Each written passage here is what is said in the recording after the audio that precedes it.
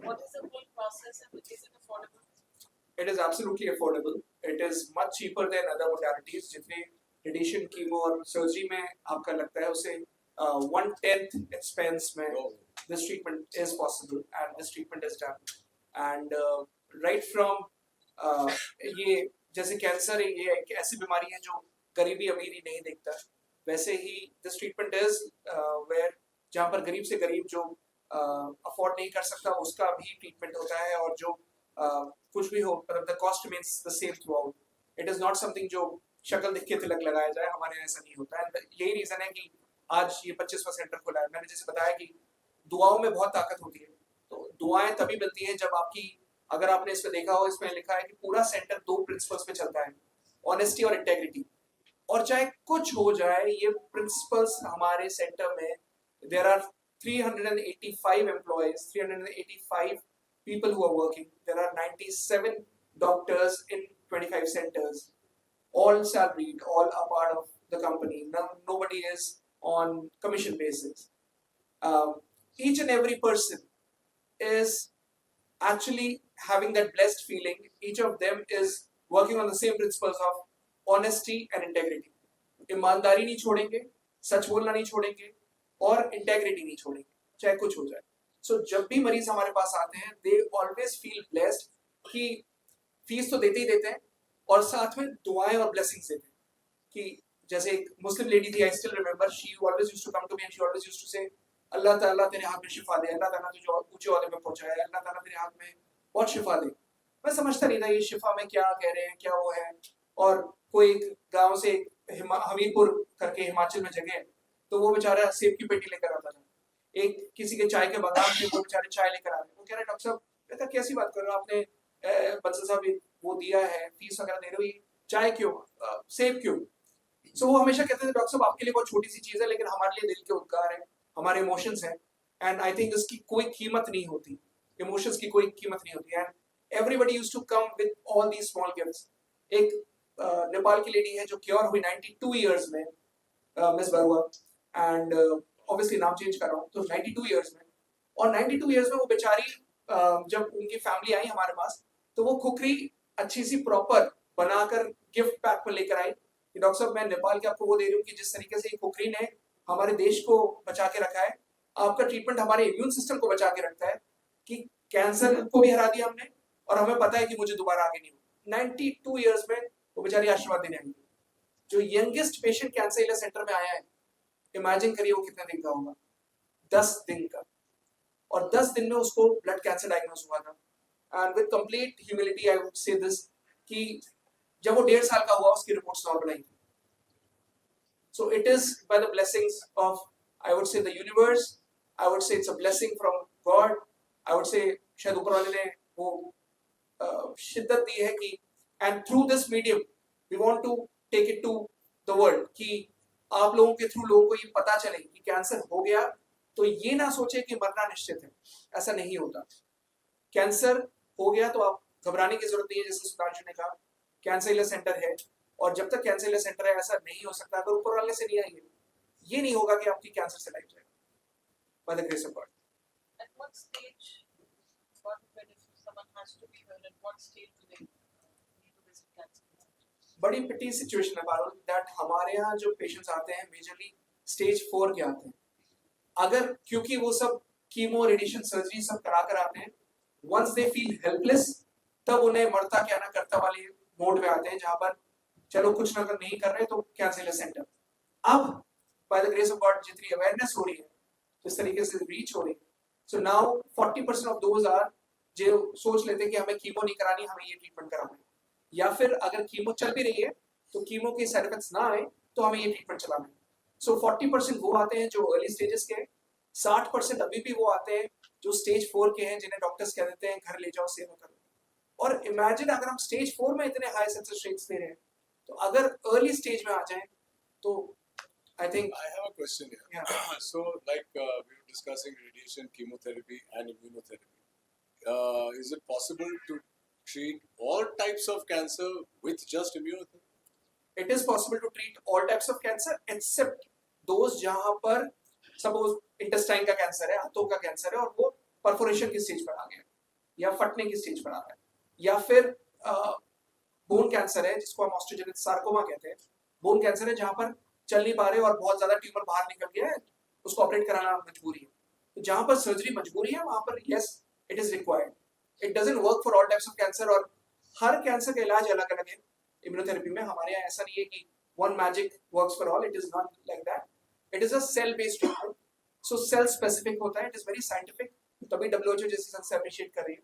So very cell specific and there are certain cancers which we don't treat, जैसे intestinal cancer we don't treat. Osteogenic sarcoma जहां पर surgery या amputation जरूरी है वो हम नहीं लेते। बट अदरवाइज अगर ब्रेस्ट कैंसर है, लंग कैंसर है, ब्लड कैंसर है, बोन कैंसर है, लिवर कैंसर है, the success rates are very high for the case of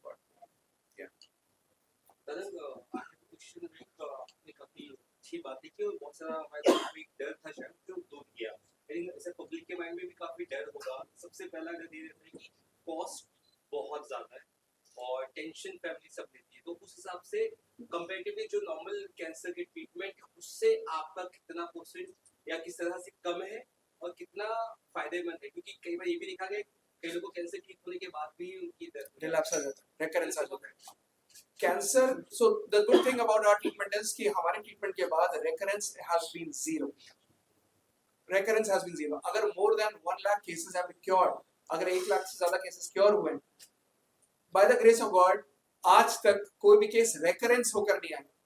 क्योंकि हम लोग, अगर आपने, मैं बहुत ही सिंपल भाषा में समझाता हूँ, एक पेड़ है, आप पेड़ की टहनियों को ट्रीट करते रहें और जड़ों में दीमक लगी, आप वो वापस दोबारा फैल जाएगी। आप जब उसके टहनियों पे दवा डालते रहेंगे तो हम जड़ को ट्रीट करते हैं, we work on the root cause.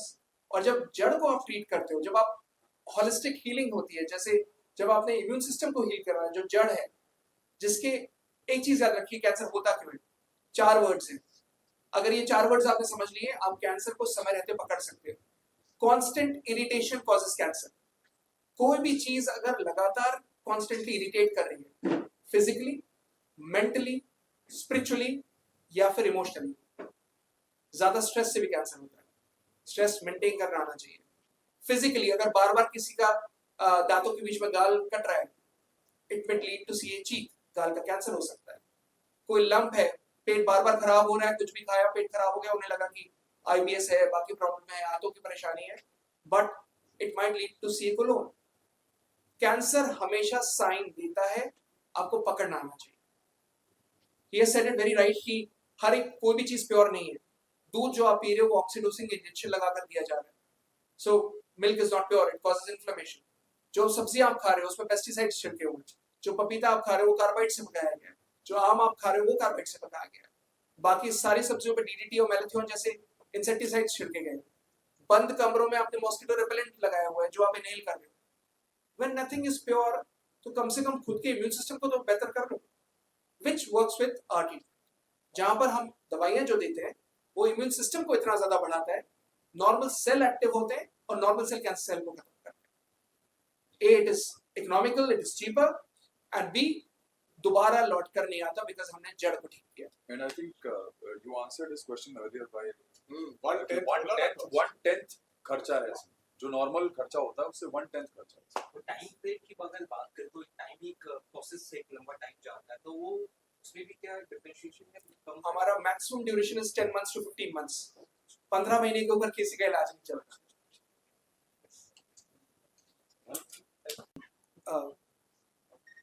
20 साल पहले जब शुरुआत हुई थी तो 10 by 10 का क्लिनिक था, मैं ही रिसेप्शन पे बैठता था, मैं ही डॉक्टर था, मैं ही, बिकॉज उस समय लिमिटेड अमाउंट होता था, लिमिटेड सारे रिसोर्सेज थे।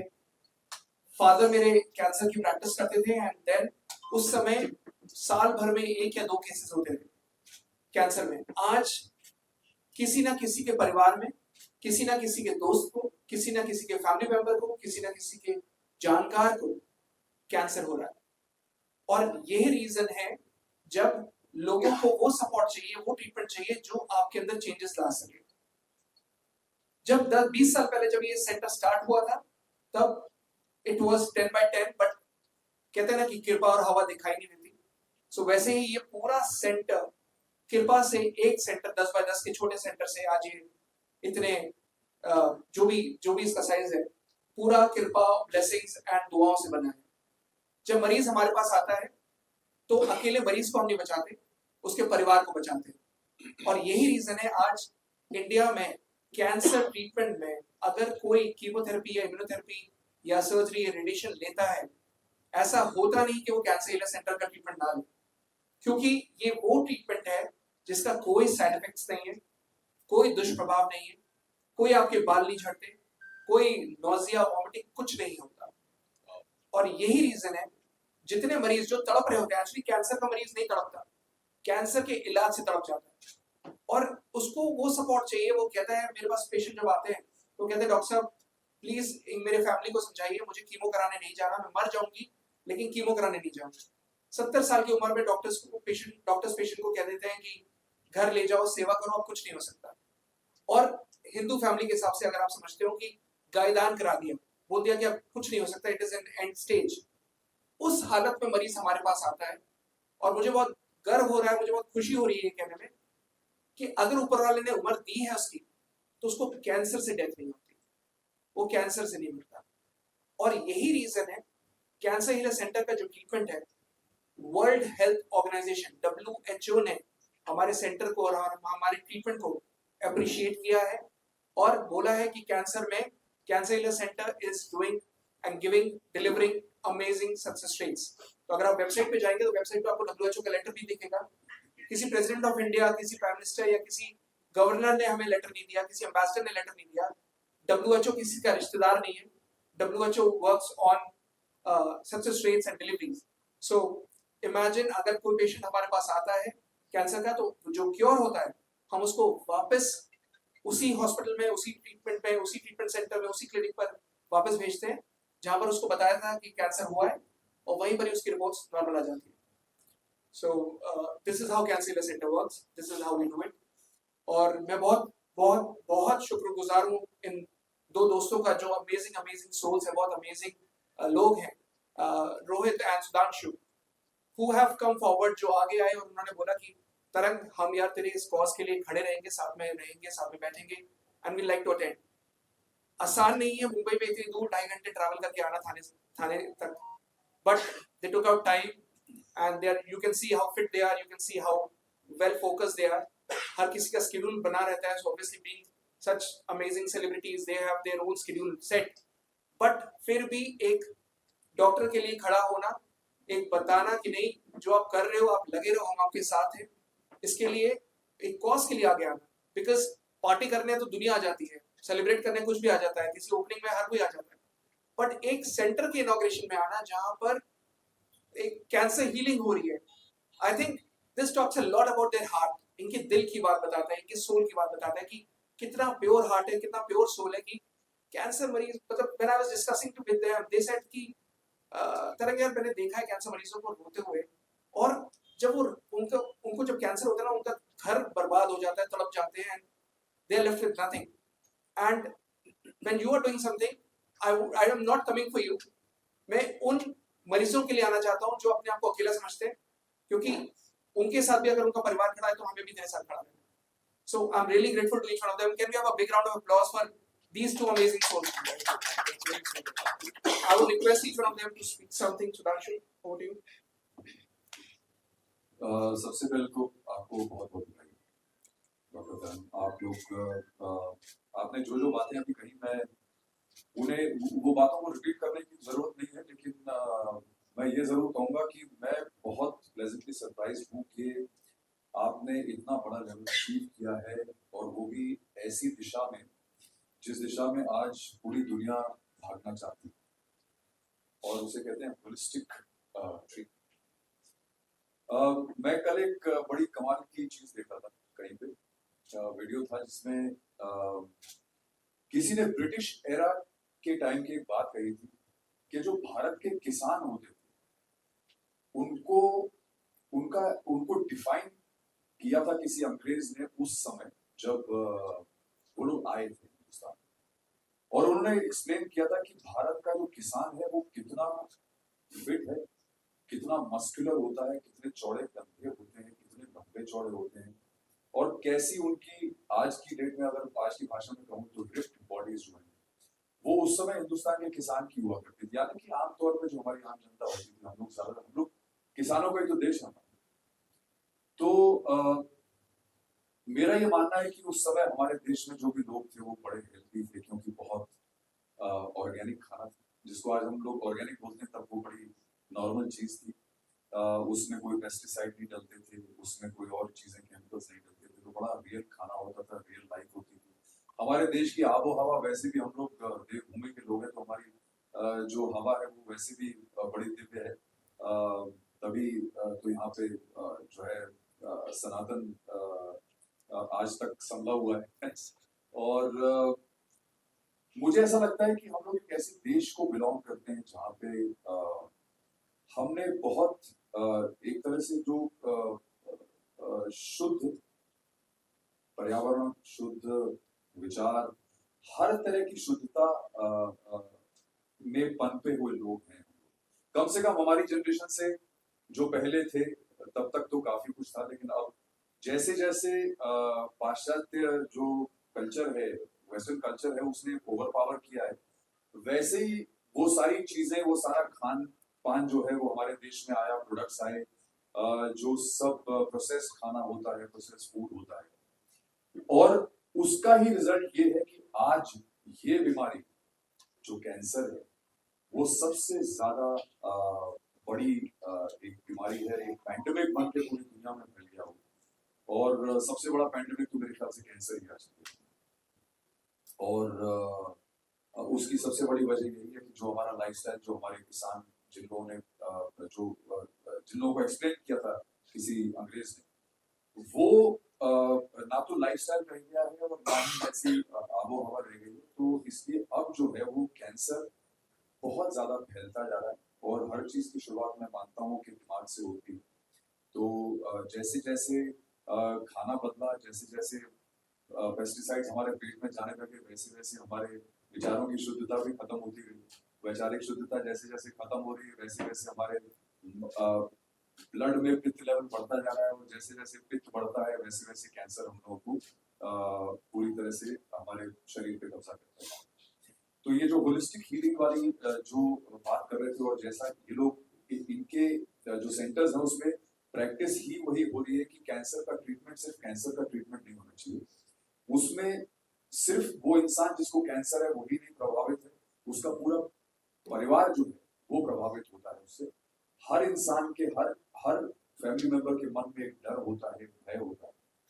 तो उस चीज को ये लोग बहुत खूबसूरती से मुझे लग रहा है उससे डील कर रहे हैं कि सिर्फ कैंसर का ट्रीटमेंट ही नहीं दे रहे, बल्कि ये लोग आगे और चीजों को उसमें ऐड करके, जैसे योगा है, आध्यात्म है, आयुर्वेद है, इन सब चीजों को मिलाकर उसको ट्रीटमेंट दे रहे हैं, ताकि इंसान के मन से डर भी खत्म हो और उसकी सोच भी पॉजिटिव हो जाए, उसके परिवार की सोच भी पॉजिटिव हो जाए, ताकि वो सिर्फ बीमारी से ही बाहर ना आए, वो मानसिक बीमारी से भी बाहर निकल सके और वो एक अच्छी जिंदगी, अच्छा जीवन बसर कर सके बाद में। तो वैसे तो बात करने के लिए बहुत कुछ है, मैं बोलता चला जाऊंगा तो बोलते चला जाऊंगा, उसका कोई अंत नहीं, लेकिन मुझे लगता है कि मेरी जो भी मैं कहना चाह रहा था शायद वो आप लोग समझ रहे होंगे, बट मैं आपका धन्यवाद करना चाहूंगा कि भगवान करे किसी को कैंसर जैसी बीमारी ना हो, किसी को नहीं होनी चाहिए, बहुत बुरी बीमारी है, पर अगर हो भी जाए तो डरने की जरूरत नहीं है, because we have centres like, जैसे डॉक्टर तरंग ने जिस तरह की चीजें हमको बताई हैं, ऐसी अगर जगह है हमारे पास तो हमें डरने की जरूरत नहीं है। पॉजिटिव माइंडसेट के साथ हमको क्या जाना चाहिए, अपना इलाज करवाना चाहिए, क्योंकि आप यहाँ से पूरी तरह से हील होकर निकल सकते। तो आपका बहुत बहुत धन्यवाद और ऑल द बेस्ट।